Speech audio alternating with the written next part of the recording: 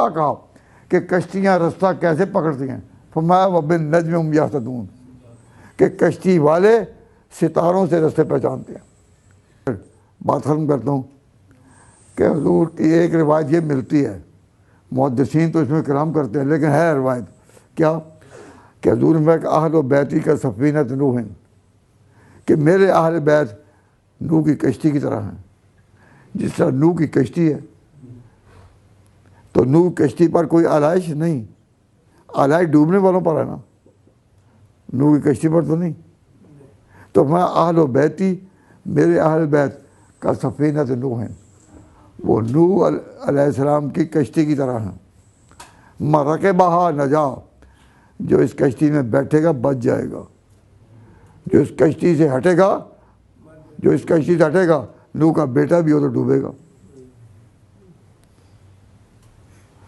تو یہ آپ اہل بیت کی محبت میں نوح کی کشتی میں بیٹھنے کے لیے تیار ہیں یا نہیں؟ کہ یا اللہ ہم تیرے حضور میں وہ نجات میں۔ لیکن قرآن نے جب کہا، قرآن نے یہ کہا، فرمایا کشتیوں والے رستہ کہاں سے لیتے ہیں جو کشتی چلاتے ہیں؟ تو قرآن میں وَبِالنَّجْمِ هُمْ يَهْتَدُونَ کہ رات کی تاریکیوں میں بھی جب چلتی ہیں کشتیاں، اور اس وقت کوئی ٹیلی فون تو نہیں ہوتے تھے، اشارے بھی لگے نہیں ہوتے تھے کہ رستوں کا پتہ چلے، تو قرآن نے کیا کہا کہ کشتیاں رستہ کیسے پکڑتی ہیں؟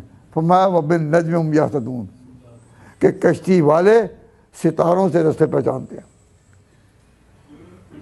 کشتی والے ستاروں سے رستے پہچانتے ہیں۔ وَبِالنَّجْمِ هُمْ يَهْتَدُونَ تو نوح کی کشتی میں بیٹھے والوں رستہ بتائیں گے ستارے، اور پیغمبر کی زبان نے ستارے صحابہ کو کہا،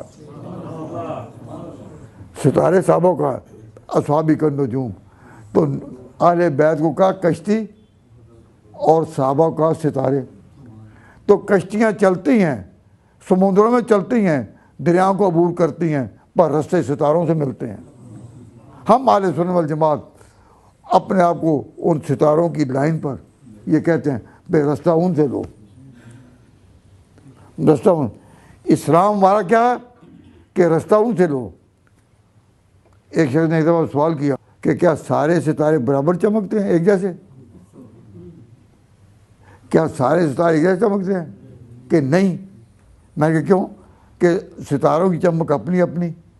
تو میں نے کہا صحابہ کی چمک بھی اپنی اپنی، جو عمر کا مقام ہے، عثمان کا مقام ہے، وہ وہی ہے جو مقام اپنے یہ لے گئے۔ سبق پر پھر صداقت کا صدیق کے پاس، عدالت کا فاروق کے پاس، سبق پر پھر صداقت کا، عدالت کا، شجاعت کا لیا جائے گا تجھے کام دنیا کی امامت کا۔